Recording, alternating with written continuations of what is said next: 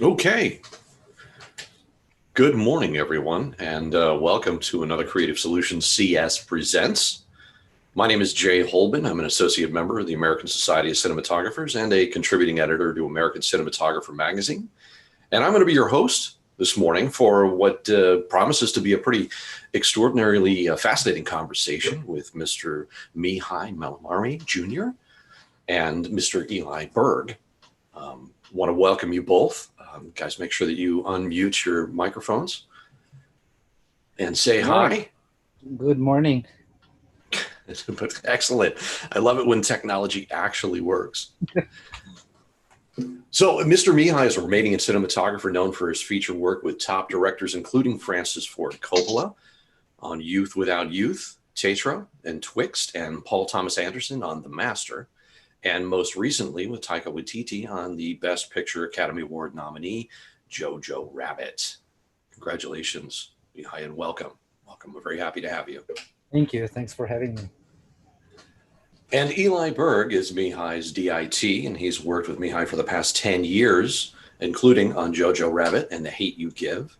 He's worked on countless commercials, movies, television productions, and he has his own production company, Mustache Monocle Films, and he also directs high concept music videos, short films, and features. Welcome, Eli. Thank you for being with us. How's it going? Good morning. So in this world of COVID and this coronavirus pandemic that we're in, obviously there's been extraordinary concern about what's going to happen as we go back to work, as production starts up again, and we start putting people back into the field. And you two are some of the pioneers of the first high-end productions that have gone back into production in a unique way, and in what is probably going to be the way that most productions will be operating for quite a while now. So what we want to talk about is how this happened, how this job came up, Mihai, and some of the early discussions about what would happen in making this job a reality.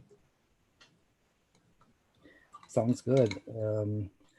I mean, you know how it is, like we usually, especially after a feature or a pilot, you can't wait to take some time off. And I mean, but it's very true that after 2 weeks of staying home or going on vacation, you can't wait to go back on set. And for us, we were actually on a pilot in Baltimore, and we had to shut down after the first week. And the idea was that we'll probably figure out what's happening in the next 2 weeks. And like 3 months later, I was like, oh my God, I can't wait to get back to some form or another. So when this came and when this became a reality, I was so excited to just get back to working in any form. And of course, I mean, we are so used to finding solutions, and like we all are in the movie industry, and we are. It's amazing how fast we adapt, and we use new technologies, and we borrow technologies from other industries and trying to figure out how to make it work. And this was the perfect example. And it sounded very challenging, and it was very challenging, but it sounded interesting. But I have to admit, I was more excited to get back to it than scared of the challenges. It's one of those things that that happens sometimes with every project, that you hear a crazy idea, you get excited, and then reality hits you, and it's like, okay, now we have to figure out how to really do it. And that was kind of the way it happened. And I mean, luckily for us, it was the perfect combination, because it was a director that we worked with before and we love, and he's such an amazing person to work with.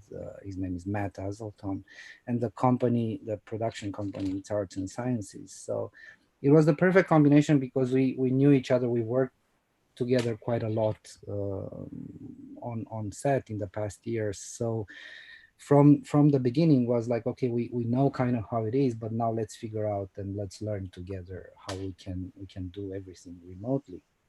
And it's interesting how fast it grew, and everybody, like from all the departments, like, I think we need that, and I think we need that. I think we knew we had to cover quite a lot of cities, and with a really limited crew in each city. But the idea was that, like, there'll be more people remotely using Zoom to kind of make this happen. So there were so many challenges. Like at the beginning, I remember I was like immediately called Eli, and I was like, okay, how can we technically do this? I mean, I like to think of myself that I'm a geek and I love all the technology stuff, but sometimes I'm like overwhelmed by internet and all these other things that, I mean, I know a few things, but like it's hard. Like it's kind of mind blowing how many things we had to go through. And I'll let Eli talk about the technology part more. But ideally was like, okay, we're everybody's in their home, and we have to kind of figure out how to manage this like a real shoot, having an image, having a decent image so we can judge exposure and everything else. And when I say it grew, it's like, what's interesting about our job is that the same thing can be done in 100 different ways, and there's no right or wrong. But I think we kind of aimed for the best, and the idea was that Eli would need to control the camera and do the settings kind of very similar to what we would do CDLs on set and so on. And I would need uh, a decent image to be watching. And it's like there were so many things involved that it's interesting. It's really really interesting now that I think about it. And it's like, I don't know, I mean, we all say we hope that this is not the new normal, but I think we can learn from this and come up with new gadgets. And who knows, maybe it's like there will be, I'm pretty sure there will be situations and new things coming out of these. We've certainly had conversations with other cinematographers that even if we do get back to normal, or when we do get back to normal, that these ideas of remote production are wonderful for pickups or reshoots when you're on another job and you can't be there. Being able to have that technology and the protocol established to supervise that shoot from a distance is pretty extraordinary. Definitely. And this was a commercial production, or a television commercial that was in 3 different cities, right? I think it ended up being 5 and then 2 repeats in LA. Okay, so pretty, I don't say globe-trotting, but an expansive shoot over a lot of different places. And you two guys never left home. Pretty much. That is correct. That's pretty cool. Well, in theory, but like that's why like we had to rethink a few things, but I think it was more about kind of trying to figure out how can we apply the things that we're familiar with to these, so at least it's not like a complete like yeah, trying to make it a familiar set so you're still doing most of the same things and still have the ability to do like all the normal things and make it seem like we set it up so that it felt like the closest thing to being on set possible, I think. Yeah, we'll definitely get into how you set up the individual Sure, rooms and how that laid out, because I think that's pretty fascinating. Yeah. It's also like it was what was I don't know if it was different, but we took prep very seriously, and when you have to manage so many crews and so many different camera preps and so many things, and try to make something to look similar and seamless. It was we had one of our all-time collaborators as well, like Sean Mayer, my first AC, trying to create like a general list, because of course we weren't able to find the same package, the same lenses everywhere, and trying to figure out how to juggle those and to create lists and cheat sheets. So when we do go live, we would know right away in which city we are, what lens package is there. There's so many things that's like, usually you go to prep, you know your tools, and then you go to set and shoot it, and the lens case is right there. I mean, we do, and I do love having lens sheets even when I'm on set, but like now it was like so important to have all this info somewhere, so you can go right away. It's like, oh, we are in this city, we're using these lenses, and this is the minimum focusing distance, and this is the t-stop, and so on. And it becomes, I mean, it was like organizing a big production, but it's like, it's so much, even the tech scout, if you think about it, it's so different, because when you're in a real tech scout, it's like, it's so amazing how all our location managers, they got really good at using SunPath, because I was like, okay, they were like, everything was on Zoom with their iPhones, and we're like tech scouting, and he was like, they were like panning to show us kind of the location, and then we had to go through like, okay, now open your SunPath and send me stills from those 3 points, and so I can kind of have an idea where the sun would be behind something at a certain time. What were your camera and lens packages on this? We went with a combo of like Leica Samilux C and Samicrons, and I think we did have to use some master primes and ultra primes towards like a longer side, and I think in one city we had to go master primes all together. How terrible. Yeah, no, I mean, we just had to go with the master prime. Yeah, no, I usually stay away from master primes, and they're great lenses. It's just that like shooting digital, I realized like how much I love older glass and not so perfect. Me too. Near and dear to my heart on that. For me to use master primes, it's a big deal sometimes. So we also want to welcome Greg Smokler, who came to join us from Creative Solutions. Say hi, Greg. Hi, Greg. He's Hey. waving in there. Greg definitely knows his way around a set. As a local 600 camera operator, he co-founded Paralinks, one of the original viable wireless solutions, and eventually sold the company to the Vitek Group. Today, he presides over the cinema market for Creative Solutions, that's comprised of Teradek, Small HD, and Wooden Camera. With multifaceted experience into wireless camera monitoring as a user, entrepreneur, and tech manufacturer, he brings a unique perspective to the table. Nice bio. And also want to remind everybody that you can submit questions in a Q&A box that we will get to a little bit later in this conversation here. And if you have any technical questions specifically for Teradeks, we do have an engineer on with us who can answer those specific technical questions in the text. And we'll deal with more of the broad strokes and the creative stuff and some of the technical stuff with Eli here. So that's more of the administrative stuff out of the way. Eli, let's talk a little bit about who was actually physically on set and who was virtual on this production. So we set it up so in each city we would have a DIT there to plug in and sort of be our hands and ears and feet, sort of the only physical presence we'd have there, because we were shipping cases to each set in each city, and the case would plug in directly to the camera, and then there was a second case that was a bonded internet, and that would be how we would connect through a VPN tunnel from home. And that's that's how Mihai could have controlled certain elements, and I had full camera control at home, so I could change all the settings live, and then also do live grade and send CDLs back and forth with the onset DIT who did the download and transcode.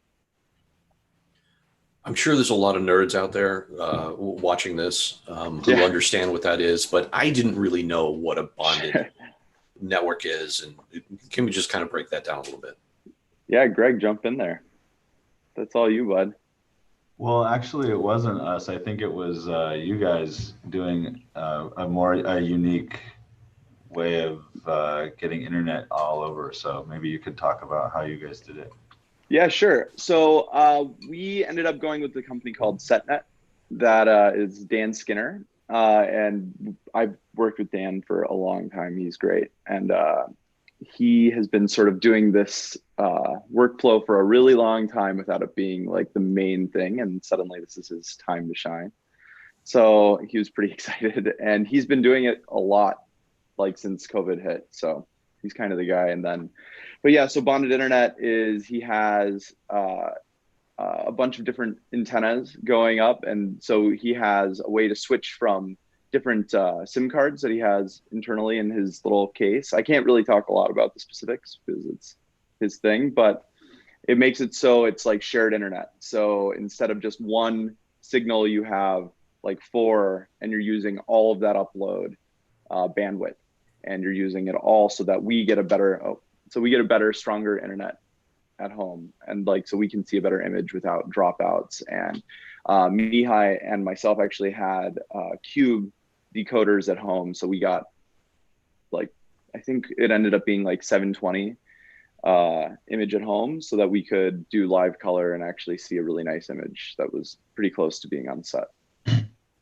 And that cube feed is directly from the production camera. Yeah. So that was another thing that's built into one of the cases that we shipped to each city, that again, the onset DIT would plug into that, and then that would transmit to us. So basically you would have some sort of like industrial or pro wireless hotspot creating a internet connection at each camera location. And then you would have encoders at each camera that are streaming a camera. I mean, I don't know what we're allowed to talk about, but you would be streaming like the main camera image back to mission control, which everyone could then see using a Teradek cube encoder. And then you guys had a couple decoders that would be plugged in SDI to a nice monitor, as well as looking at it like a stream on a browser or something. Yeah, and then that stream was retransmitted by Freak Show so that there could be playback through the Zoom rooms that we had set up. And so, yeah, we kept it, like I said, really similar to set. Just curious, I don't know what kind of the sensitivity is, but do you have any like images of what that setup looked like, or is that like a secret? Yeah, I can't show those ones exactly. I can share my setup. You got one of your at least workstation, yeah, you had at home, which is very, very interesting. They're not the shot itself. Yeah, I mean, I can show you what my like workstation looked like if you'd like. Here. Seems like that would be a good way for some context. Can I do screen share when it's not mine? Doesn't seem to. There it goes. So yeah, that was the setup. So I had camera control down there on the iPad, and then I had live grade up on the middle. I had one Zoom room up in the top left, and that was the set Zoom room. So that way I could talk to and hear the director, the DP, you know, Mihai, and the AD. And then on the bottom left, we had just a tech room where we were all just chatting and with the first AC, the operators and whatnot. And then there was also a video village room where the clients were. And so that way the producer could jump back and forth between the set room and the clients talking to the director. So there were just tons of voices all the time. And then playback could come to any of them anytime we needed. So Maddie at Freak Show was listening in, and he could play back to any of the rooms. That was a really fascinating idea that I think helps to streamline this, is that you set up the Zoom rooms kind of like walkie channels, right? Production's on one channel, a camera's on another channel, art department's on another channel, and they're all in different Zoom rooms, so that you can have your own conversation in that room that doesn't intermingle with everybody else, but you can jump back and forth between them, right? Certain people could, yeah. You can't give access to everyone to jump around, because then it's just chaos. So we would have another guy, Jamie Metzger ended up being our Zoom sort of guy, and he would listen in to all the rooms. And so if somebody wanted to move, they'd say that to Jamie. Jamie would then either get approval or just shift them over. It takes a lot of people to sort of run all of this. Just it's way more than a normal shoot day, but I think it's getting streamlined. And the other thing is in the main set room, the director has a voice of God on set, so he can actually talk directly to people on set through a speaker, and then we can hear them through mics that we have planted around set, either that way or through the on-camera mics. So yeah, it's just trying to streamline communication since we're all not there.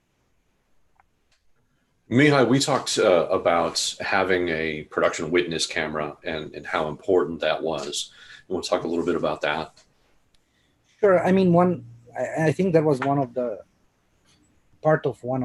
first conversations we had, because I realized you'd get a feed, and no matter how good that feed is from the camera, but by not being there, like, you have to figure out what's around that camera and how that environment looks. So we had to come up with something that will give us a wide angle where you see the camera and talent and as much from the set as possible. Because if you think about it, it's like you're talking to your operator and say like, oh, move 6 feet back, but you don't know that might be a wall there or something. So and it's like we decided to keep it simple, and I think it was like an iPhone on a selfie stick pretty much, but it proved to be so helpful. And we were all watching it while we're changing the shot or the lens, and like you would have an idea. It's not the same thing as being on set, but you would have an idea what's going on, and you can see certain things happening or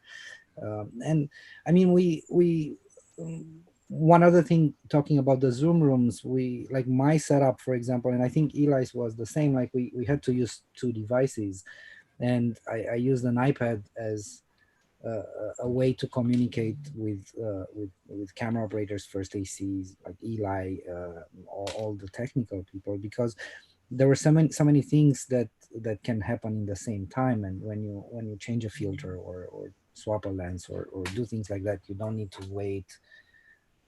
So like to wait for your turn in the main set Zoom room so you can talk technical stuff, and that was kind of like the working channel. I think it was closer to using HMEs on set, which we are for like years now, and it's so easy because when I'm operating, I can talk to all my keys in the same time, and to Eli and to everybody else. So it's even better than switching from one. So just to like, for people that maybe don't, I know a lot of people know what you mean by HMEs, but I think what's cool about that is that when you have a 2-way radio on your ear, it's like everyone is right next to you. It's almost like if you're operating, you're whispering to your focus puller who's on the camera, which of course never happens anymore, but with the HME, you can say something, and even the gaffer is like up in the rafters. They hear you exactly as if they're standing next to you, which is a pretty cool thing.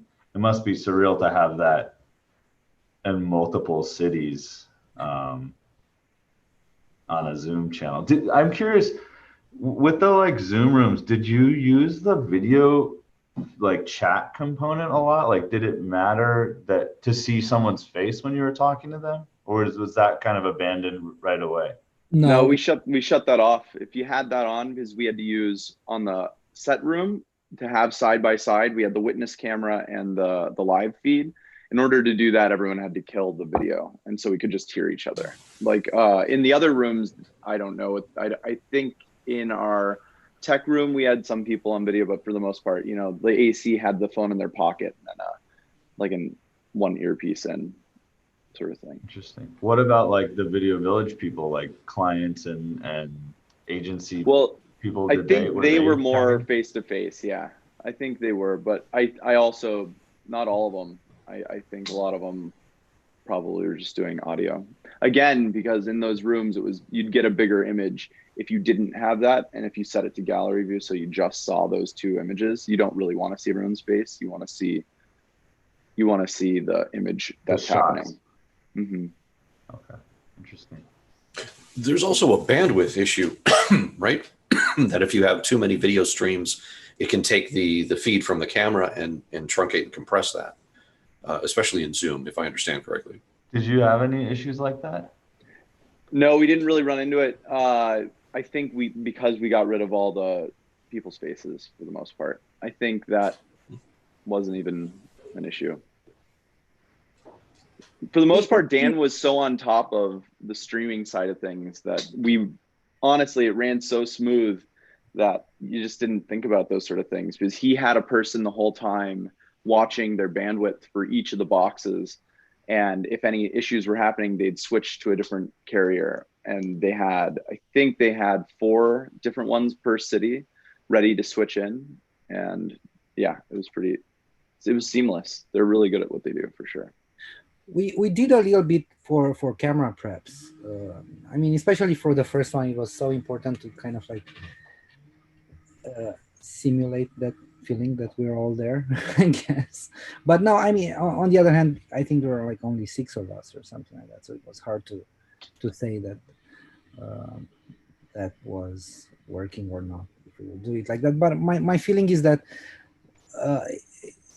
there are so many things going on, pretty much like on a reel, that like nobody would have time to just look for different small images of people talking. It was more about just looking at the witness cam and the live feed and kind of go from there. What about playback? Was it all handled? Was there a playback tech that had another feed on the Zoom? Yeah, so Freak Show was handling that. They have a pretty good system where it just runs right back in. So when playback would show on up, top of the camera, yes, exactly. image? Yeah. Well, so it would shift. So you have the 2 images, and then when they do playback, those would shift up, and below it would be the playback. And it was of everything. Like if you wanted both the witness you could have both, but it was usually just the little 3rd window would pop up with playback from the camera. And that was going to all the different rooms if you wanted it to, or if it was just, we didn't have it playing back in the tech room. The tech room literally was just us talking to each other. So Mihai, we can talk a lot about the technical aspects of making this work, but really what it comes down to is your job and shooting and making the creative aspect work. And did this type of system work for you? Do you feel that you were limited in your creative interpretation and control over what was happening on the set, or was this pretty seamless for you? Yeah, I mean, a little bit, but I always think that limitations are helping, and I think everything was because, again, like we didn't plan for a crazy complicated shoot with like insane camera moves and everything. Like we learned right away what our limitations were, and especially the number of people that will be allowed to be on set. And based on that, it's like when you know those limitations, you kind of try to make the best out of it.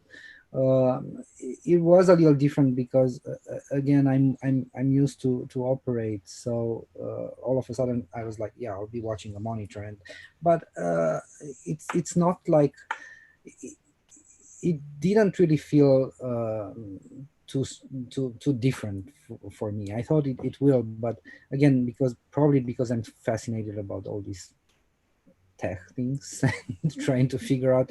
And I think the most amazing part of our work is trying to find solutions and trying to figure out how to make things work in any type of situation. So the fact that I could get a live feed with all the camera info and the just being able to talk to Eli and all the first ACs and camera operators on set on like a separate channel. I think everything was kind of familiar in a strange way, even if I was like in my home pretty much.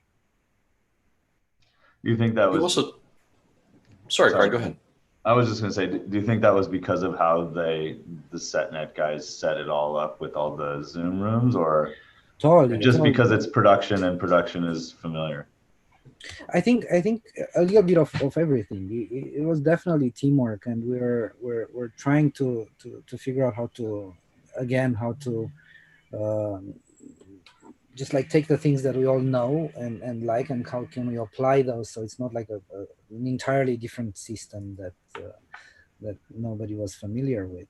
Just the fact that like we had, as you said, kind of like walkie channels with like different Zoom rooms and a witness cam and a good monitor and all that. It's like I think it sounds strange and frightening, but like it worked really well, and I didn't feel like I'm doing something like completely new that I've never done, you know. So um, that being said, I don't know exactly. I think it will be very complicated to design a shoot where you do techno cranes and you have a bigger crew and so on. You know, like when you have small moves on a slider and just like keep it very basic, then it's easy to do. And it's also it's so interesting because the time perception is so different. Like when you're on set and you kind of know how things are, how long things will take when you ask for something, and you can see them happening. And it's like when you're at home watching a bunch of monitors, you're just like waiting, and like after 2 minutes, like, oh my god, like why did it take so long? And you don't realize it's like, yeah, it's been 2 minutes. Like, and I have only 4 guys on set. They're doing all the work.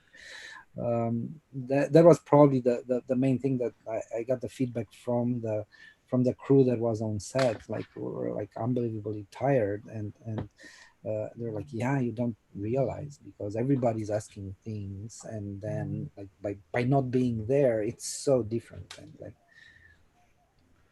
Yeah, it would be probably hard to do like an actual drama production this way.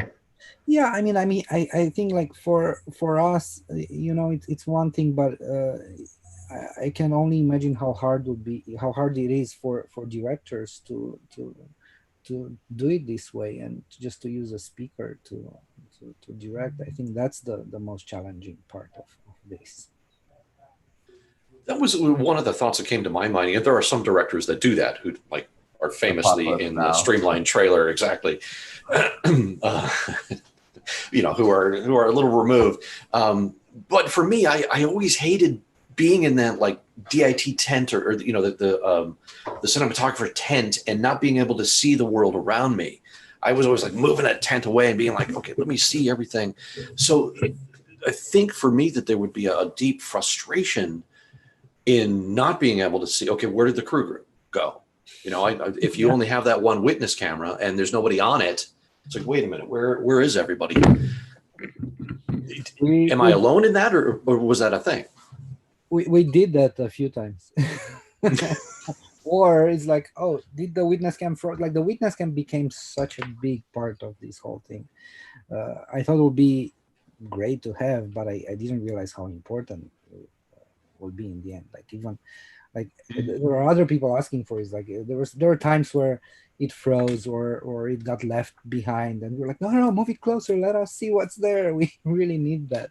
It's kind of like you almost want to add that to once you get back to production, because how many times are you sitting at Village and they're like, why is the camera pointing at the ceiling? Like, what's going on in there, right? You just look at they're moving the couch or something, right? And it would probably be handy to have more than one witness camera, right? Like maybe 2, 3. Yeah, but even then, I mean, it depends on the size of the crew and everything that's going on, because even then, it's like it becomes such a like you would have to assign more people for that. It's uh,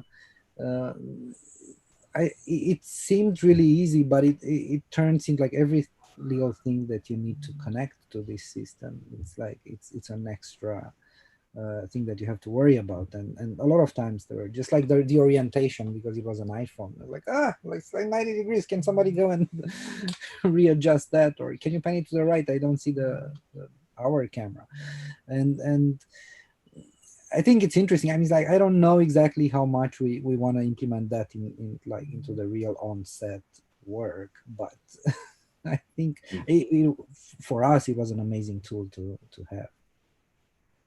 I think another fascinating benefit to this is that you talked about 5 cities, and you guys actually, you didn't have any travel days, you didn't have any, jet lag, you didn't have any travel problems, and you're able to actually supervise all of these different locations, and you're consistently, at home on your system. I think that there's a real benefit to that kind of concept, right? There isn't a loss of time. It is in theory, but on the other hand, I really like to go to a camera prep, like especially if it's a different city and it's a crew that I never worked with. I really like to go there, but and also sometimes you just decide on a camera and lens package, and you go there, and all of a sudden there's like this amazing lens that you didn't think of that they have it there. I mean, there's so many benefits from being there while prepping. And I'm really curious, so I always like kind of look around and try to figure out if they have any specialty stuff that I never thought of. And it's like it's so hard to for me, it will be very hard to not to do that. And a lot of times, I mean, it depends how, like, what you want to achieve, but a lot of times it's just traveling is so interesting because it doesn't seem like that, because I mean, I guess because we really like what we're doing, but you're from the moment you left, you start working and you start observing things, and sometimes you carry like 7 still photography cameras with you, and just take photos everywhere and get ideas by doing that. So that's why it's hard. I mean, it will be very hard for me to say this, like, oh yeah, I love that. I'll be home, and yeah, I can supervise that. I mean, I think I will miss that terribly, like not to be able to discover certain things that way. Fair enough. We can make sure to move you into the hotel and still do the remotes from location, but whatever it takes to keep everybody safe. That's true. I didn't quite get the answer to how many people were on set. Mainly, we were our crew was camera operator, first AC, DIT, local DIT, and key grip. And there were a few other people from production locations, but that was kind of it, the bare minimum. And we were shooting all exteriors, and pretty limited in number of setups. I'm sure that helps as sort of a proof of concept test to simplify. Yeah, definitely. Fantastic. Eli, is there anything that we didn't get into thus far on your setup and what you were doing to kind of explain the whole workflow? Well, to touch on the idea of there not being travel days and all that, it ends up taking our end of the world a lot more time. Like, we have a prep per city to make it. We have a guy who goes, checks out the location, makes sure the cell service is good. We have, I mean, the prep days are, let's see, I think for the 5 days I had 6 prep days, like, just to get through it. Like, we had a lot of moving parts to make sure, and then we had 2 techs in town, 1 tech there, and then and sound is feeding directly into us, and then freak show. So yeah, it's a lot of people to make it all work. It's intense. The prep is crazy. And kind of getting a jump on some of the questions coming through. We'll get to those in a few minutes, but I did see come through, somebody asked that, were you recording locally or were you recording remotely? The footage? The footage, yeah. So the cameras are rolling just like normal. And then that's why we wanted to have a local DIT, so that they would sync the sound and do the transcodes there. And then they apply the CDLs that, like, all the color choices that I'm making at home and that everybody is seeing on set. Then I send those over through like a Dropbox or whatever, and then they apply those to the footage as they transcode it. So it's sort of the same workflow as being on set. It's just more people making it happen. But yeah, it's let's see. Yeah. Well, I'm sorry. I got lost. What was the question? I think you answered. Yeah, I thought you were going someplace new there. Yeah, no. The feed that you're sending to Mihai, was that LUT applied, or Oh yeah, Mihai, so are you looking at?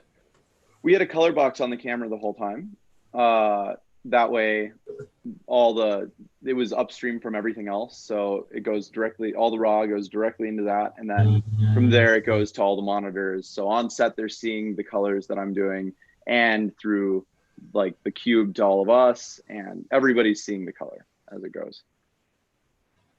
That might contribute to a little bit of the latency that we talked about. You said, Mihai, if I remember right, there was about a 6-second latency from the live feed of the camera to the actual 5 or 6 probably, yeah.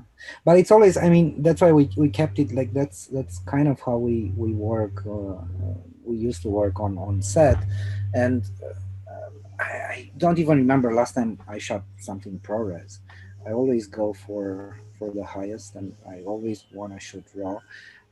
And I like, I mean, of course, that creates a lot of nightmares for each production and Eli and everybody else. But I mean, and I mean, the fact that Eli can make adjustments, or also like can switch to raw and look at things without a lot, and like that made things so much easier for me, because that's kind of what we're doing on set as well.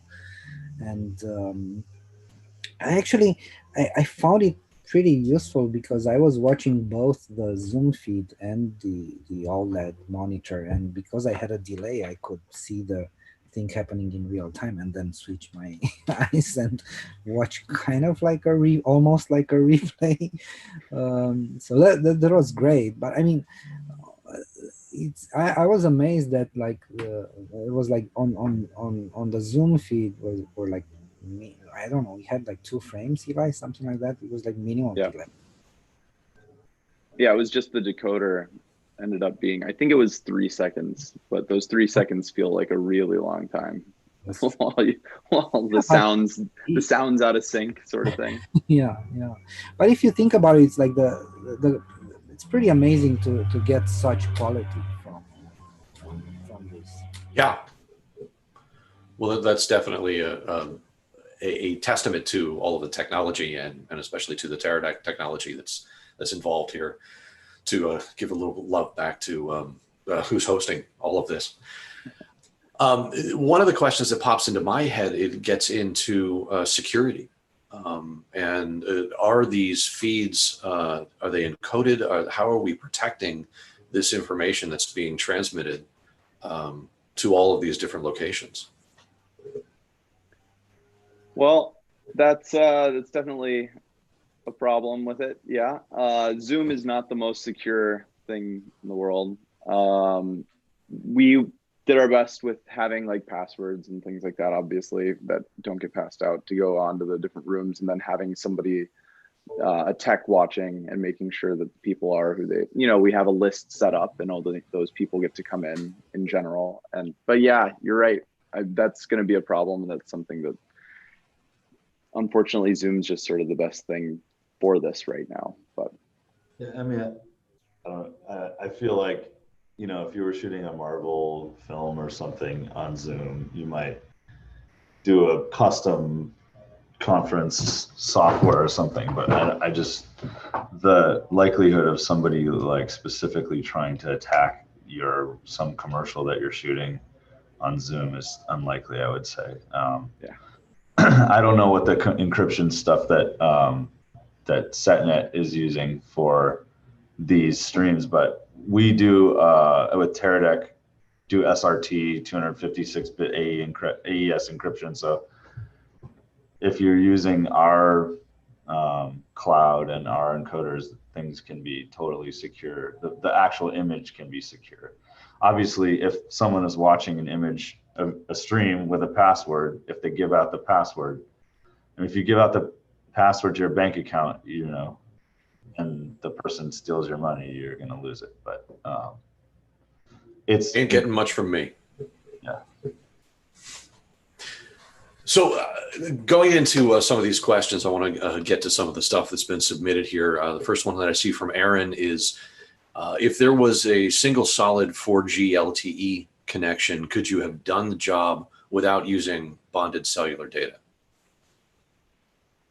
I mean, yeah, Yeah, go for it, Greg. I mean, basically, you just need bandwidth. So it depends on where you are. You know, I think likely, you know, what we would do is we make Teradek makes some bonded cellular encoders where, you know, it doesn't provide all the other Wi-Fi infrastructure that I think your setup needed, because you have all kinds of devices connecting and you're all inside one big VPN. But if you were on another shoot where you didn't need the same like level of total connectivity, or you wanted to do that separately from the video stream, we make a bonded cellular product called the Bond, which can use multiple cell phone radios for one stream. That'll give it, you know, better quality and better reliability, depending on your environment. But if you had a good cell phone connection, you could use one radio, and it's just a matter of where you are and how reliable the actual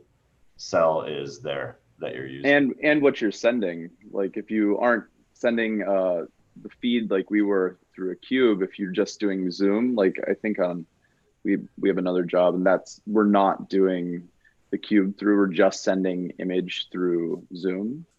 That doesn't need as much bandwidth. Like that's way less. So that we're just doing a single radio.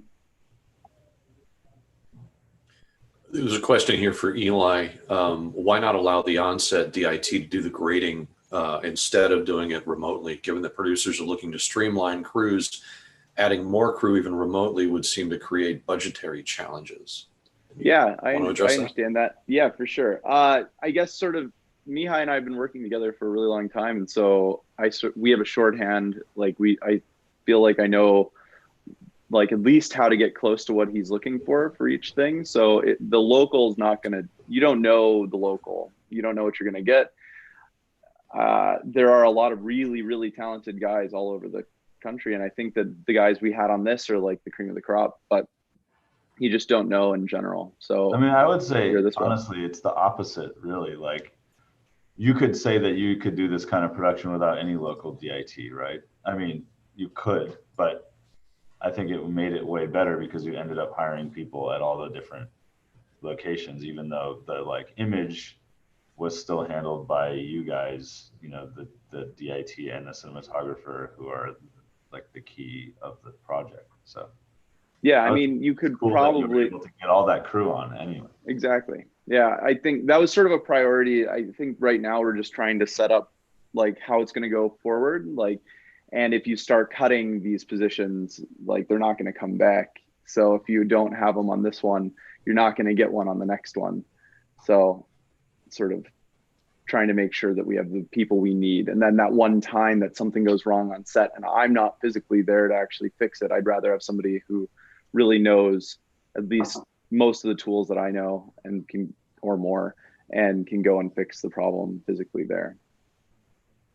I know that certainly has been a discussion that I've heard a number of times, is the sensitivity to, if we start to vary the way that we do production and start limiting crew size, that could ripple into the idea of, well, we didn't have them on the last one, we don't need them now, right? And we start losing jobs. So there needs to be a sensitivity to making sure that we're not eliminating people unnecessarily. So, and I think I cut you off, Mihai. I think you were about to say something.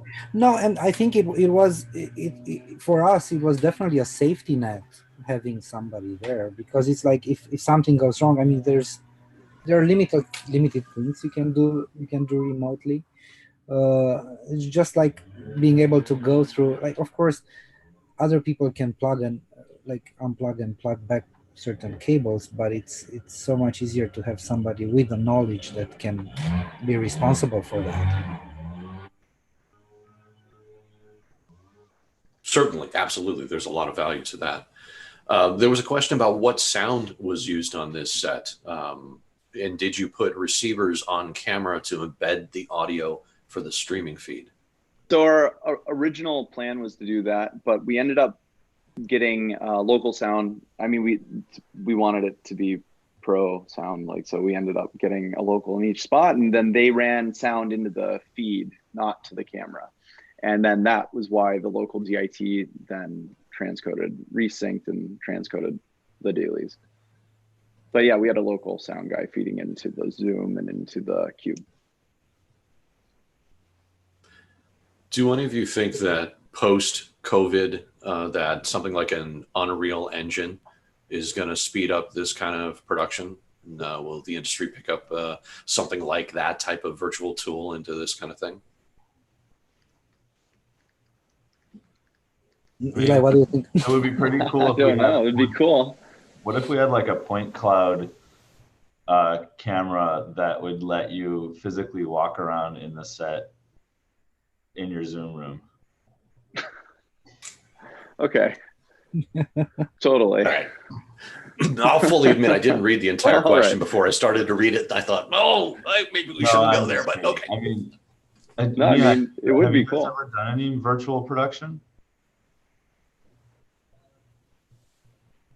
Sorry, have you guys shot anything with that virtual production? No. No. Yeah, I have, but we won't talk about it in this conversation. I mean, a question for Mihai and Eli. I think it's a cool question, though. Did you have any thoughts on that? Like, it seems like, I mean, to me, it's depressing to think about that, but I think it's another one of those things that it's like that would change. It just changes the familiarity. Like, we'll stop being able to do exactly the way that we've been doing it. It's just a big change. It's a huge change if that happens. And being able to do it from home would be really interesting. Like, I think we're definitely going to need 5G, guys. Totally. We all know what That's happens. We all know what happens with 5G, right? Of course. I'm using a 360 camera. Even I mean, I used to, and we'll get back to it, for tech scouts, because so many times I realized, like, especially for features, you go on these like long tech scout days, and then you go back and look at the photos and then start calling everybody. It's like, hey, did anybody take a photo of the ceiling? It's like, do we have a fixture there? Are there? And as soon as I bought like a strange selfie stick, and I have the 360 camera on, and I snap a few pictures in every room, and then I can create like a walk map through that. But it's so useful because you can look at the ceiling, you can look everywhere. I mean, it's, that being said though, like, I mean, for something like that, it's amazing. For there are so many things that happen on set, and they're like interesting mistakes, so many times it happened when I put the camera down, like I could hear the directors, oh my god, look, that looks great, keep it there, let's roll, and there are so many moments like this that I'm afraid you'll lose if you're not there, ruining stuff and putting the camera on the ground pointed at something that looks amazing. The happy accidents. The happy accidents, I'm afraid those would be lost, and I think those are very valuable. How did the clients and the producers feel about this whole remote production? I think, I mean, it seemed that everybody was really happy with everything. Was like I think it's again, it's very similar to what's happening on set when you're like, there's so many things that can go wrong, and sometimes they do go wrong, and as long as those things are happening in the background and nobody realizes them until the end, that's a good thing. And there was kind of the whole infrastructure and of this, and being able to work with Dan and having all this, like, there were on our Zoom room on the technical stuff, I could, like, there were things that were happening while we're getting ready to shoot, and like and those were fixed right away, and it was so amazing because that's exactly what's happening on set. I remember so many times when I'm like, oh, the camera died, and everybody else didn't know that while Eli was trying to rip it apart and trying to make it work again, and they were worried about other things, and I'm like, oh my god, they have no idea, they're worried about it's like totally about the wrong thing, and it's just real life.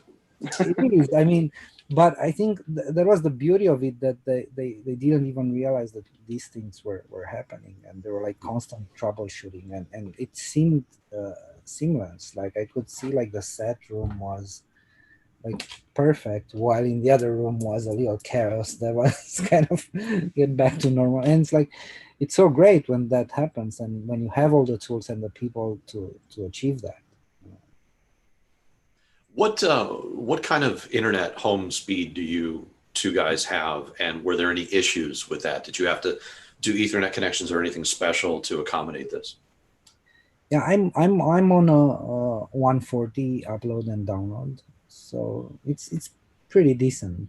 And I don't think there were, Eli, you can, I don't know if Dan had issues with my connection at all. So I know that Dan, so one of the things that comes in his little setup is the ability to remotely switch. So if his connection starts failing, he can switch to a cellular one at Mihai's place without him even noticing. So I know that we definitely did that for a couple times with his and a couple times with mine, just in general to keep it smooth. I have really fast internet here, and I did hardline the whole time. But yeah, even with that, there were moments where I had to switch over to cellular. I mean, that's just sort of the name of the game with this. It's sort of the bummer of all of it. You do need fast download speeds, though, for sure. Upload not so much, but download. There was a question about that. Well, how did you manage like the actual original camera files? Were they did they do transcoding on set, or like yeah all the footage? Yeah, that's why we had the local DIT. So we'd record just like normal, then they'd take that, download it, and apply my and marry it with the, sync it with the onset sound, and then put my CDLs on top of it. And I sent over the showlet for the bass for everything. There was a question here, Eli, maybe you can field this, is to just describe a little bit more what happened in prep in each city. Yeah, so we used the witness camera, set it up on the prep floor so that we could like watch them and make sure that they plugged in the proper cables to the right spot, ran them through that. Dan would send a guy to go to the location, make sure that there was good cell connection there. It probably, the prep ended up being mostly about flashing the camera settings. So I had made up a profile. So in each city, I could just send it through full control to the camera once we had them wire everything up. And then I'd flash the cameras all to match. And then, just going through the settings, making sure everything worked, making sure the DIT and the workflow worked there and here, making sure that the connection was good to the camera, making sure the cables didn't get damaged in the shipping process, making sure they have duplicates, things like that. Just a normal camera prep, we're not physically there. But what was the process that, like? You mean? Oh, sorry. Go ahead. Oh, just prior to that, I had never done a remote shoot until this one. So originally when they called me, I was like, oh, I guess I'm going to learn all of this really fast because I have 2 days. This is going to suck. And so huge Amazon Prime order, and then started building my own VPN boxes. And then I realized that there's no way I could get 6 cities done that fast. So, and then Dan came in and saved the day on that one. But just working with him was great. It was fantastic. There's a lot of questions about budget that I don't know as though we can really get into here. That's not something that you guys are equipped to discuss. But there is a question, Eli, that is there a change in day rate for a DIT if you're offering this kind of service?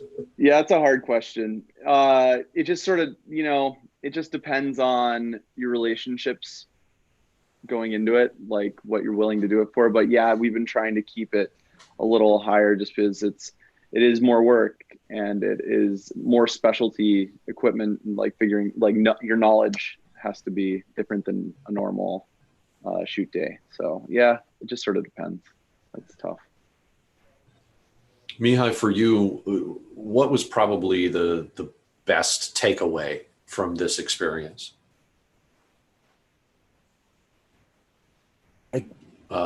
I was, sorry. I thought you were muted, but you're not. You're good. Oh, no, sorry. So, I mean, it's when we finished day one and I realized that everything went seamless, I'm like, oh, okay, we actually did it. There's there were so many unknowns. I would say, I mean, I do hope we'll get to use some of this technology for like a real on-set shoot, kind of as you said, for second unit and leapfrogging and all that. Because again, like I think you'll be missing all the happy accidents if everything becomes remotely. But I mean, I did enjoy it. I would have to lie if I say I didn't.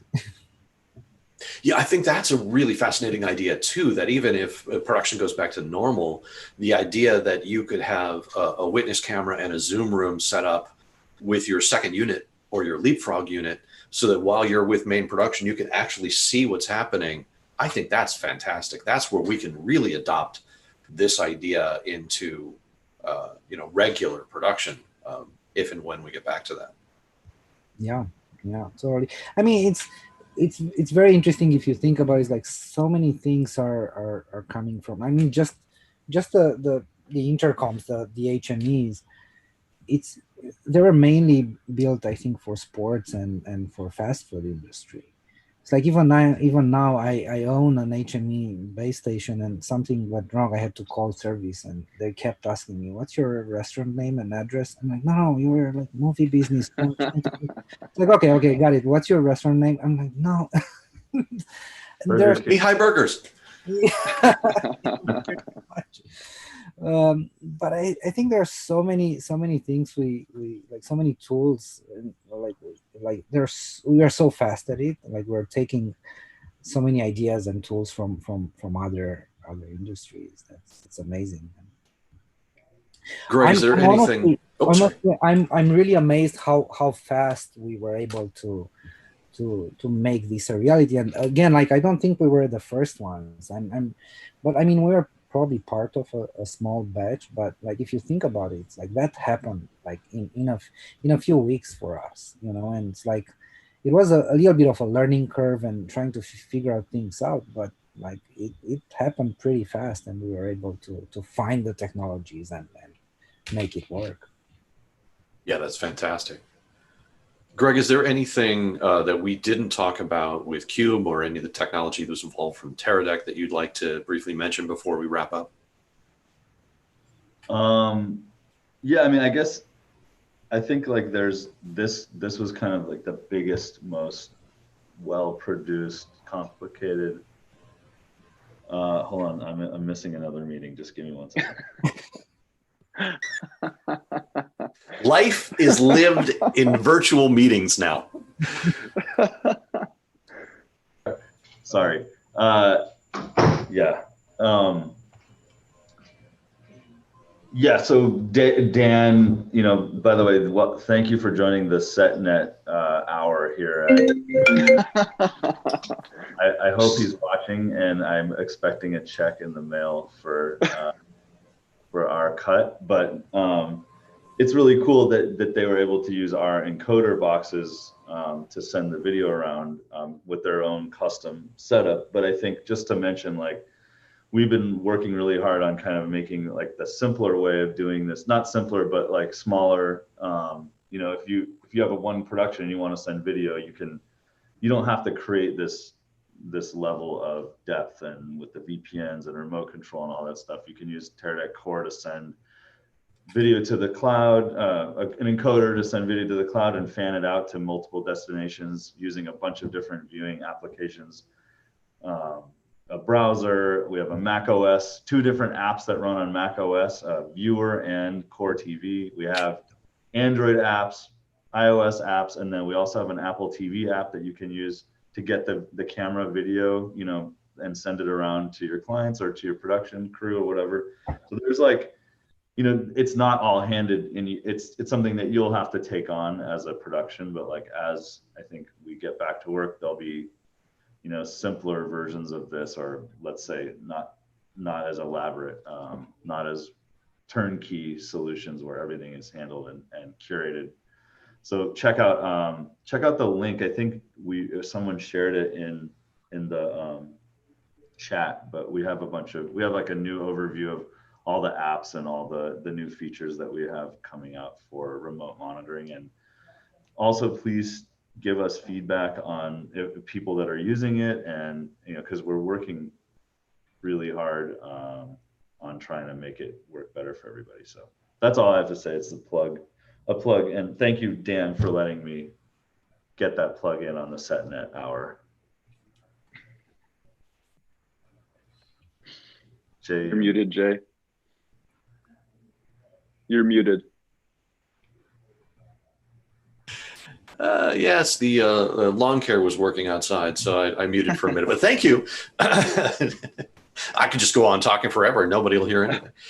Yes, there is a link that Chris posted in the chat there for tdec.co for the blog, talking a little bit more about this technology.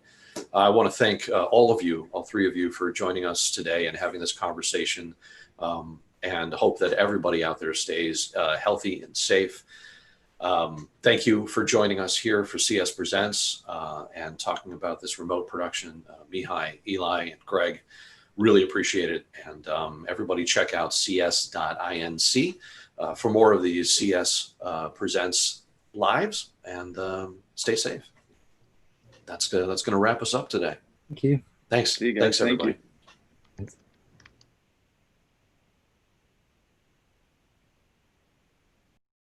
good.